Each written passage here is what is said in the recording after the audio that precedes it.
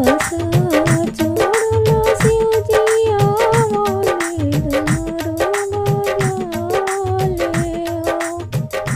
गौरा के करी तीज के बरतिया पो जना मर करीनु हो। गौरा के करिए तीज के बरतिया पूजन मर करीनु हो। हाथ जोड़ी बोलली सोगिंत सुनिए देवा।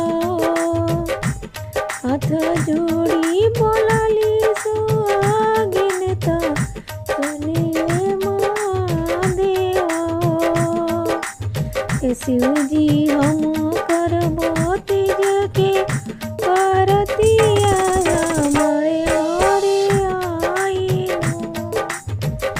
शिवजी के हम करबो तीज के दिया हमारे घरे आइनु। गाय के गोबर मंगले बानी अंगनाली से बानी हो। शिवजी गजमोती चौका पूरले बानी असनी बिछले बानी दियाना तले बानी हो।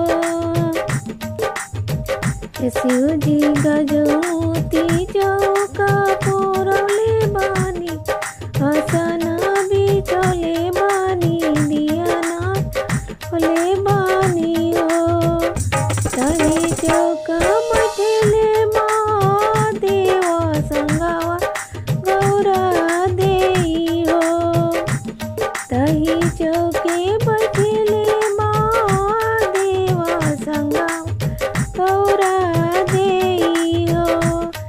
सखिया शिवाजी के बांगा चाहते बानी गौरा से